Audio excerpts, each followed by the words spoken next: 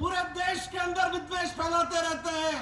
आज उन्हें जवाब देना चाहिए कि दुनिया के अंदर गोमांस का निर्यात करने के अंदर भारत पहले नंबर पर आकर के क्यों खड़े हो गया।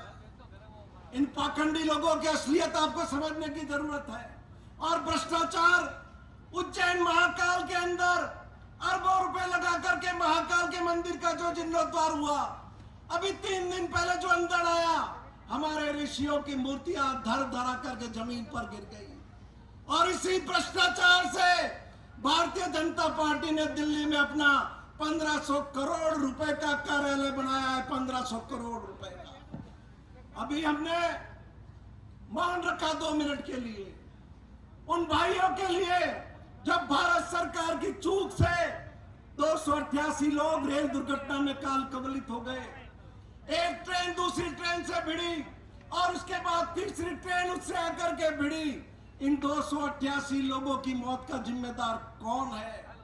याद करो वो लाल बहादुर शास्त्री जिसने एक रेल दुर्घटना होने पर अपने पद से इस्तीफा दे दिया था। याद करो वो माधवराव सिंधिया जिसने एक रेल दुर्घटना होने पर इस्तीफा दे दिया था। क्या इस देश के रेल मंत्री को पद से इस्तीफा नहीं देना चाहिए?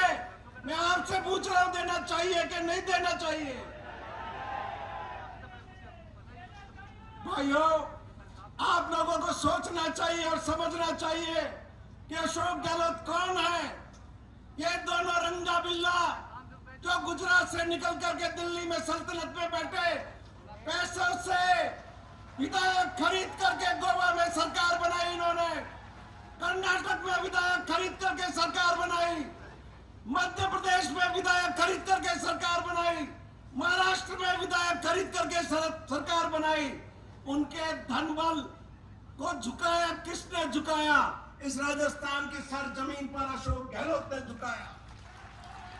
देश के अंदर एकमात्र राज्य अशोक गहलोत के नेतृत्व में काम करने वाली सरकार है जिसने इन दोनों के ये जो शहंशाह और दूसरा क्या है, दूसरा भी शाह, इनके मंसूबों को पूरा होने नहीं दिया। और 5 साल ये सरकार का कार्यकाल याद करो आप। कोरोना, 3 बार कोरोना से खुद पीड़ित हुए। 3 बार किसके लिए हुए? कि राजस्थान के 8 करोड़ लोगों को बचाया जा सके। 400 वीडियो कॉन्फ्रेंस की और एक व्यक्ति की 28 लाख लोगों को कोरोना के अंदर सीधी सहायता देने का काम इन्होंने किया। और हमारे हर भाई बहन सोचता है, इस सरकार के 4.5 साल के विकास को देखो आप। हर माँ बाप सोचता है कि उनका बच्चा पढ़े, अफसर बने, पैसे नहीं होते, अंग्रेजी माध्यम में स्कूल में पढ़ा नहीं सकता। 75 साल के इतिहास में अशोक गहलोत तो पहले व्यक्ति है जिन्होंने अंग्रेजी माध्यम के स्कूल खोले ताकि आपके और हमारे बच्चे उन स्कूलों में पढ़कर के अफसर बन सके। एक वो समय था जब सरकारी स्कूलों में लोग एडमिशन नहीं लेते थे।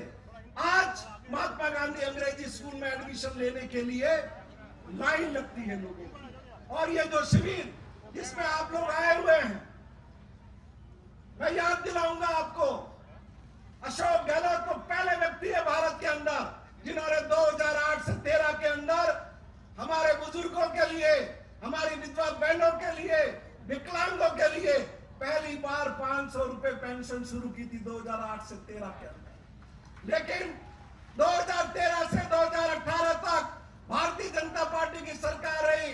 500 रुपए से बढ़ाकर 505 रुपए अगर उन्होंने किए हो तो आप में से कोई खड़ा होकर कह दो कि उन्होंने किए। 18 में अशोक गहलोत वापस आए, 2019 में 500 से 750 रुपए किए और अब 1000 रुपया पेंशन होने जा रही है। इन्होंने नियम में प्रावधान कर दिया, हर साल 10%, 15% पेंशन अपने आप बढ़ेगी। बिजली का बिल, बहुत से भाइयों के टेलीफोन मेरे क्षेत्र में भी आते हैं, कैसा बिल भरणो नहीं, लाइनमेन कनेक्शन काटन गो, 2-4 दाड़ा पियो और सगवड़ करें बिल भरू पो, कनेक्शन तो जोड़ो।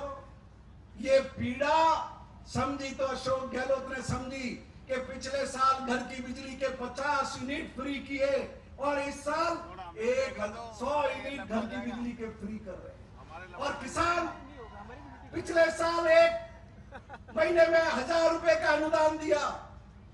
मैं तो सिरोही जिले से आता हूं। सिरोही जिले में जिसके 5 हॉर्स पावर की मोटर लगी हुई थी, हर उस किसान का बिल 0 हो गया। 26,000 किसानों का बिल 0 हुआ और अब किसानों को 2000 यूनिट बिजली फ्री दे रहे हैं।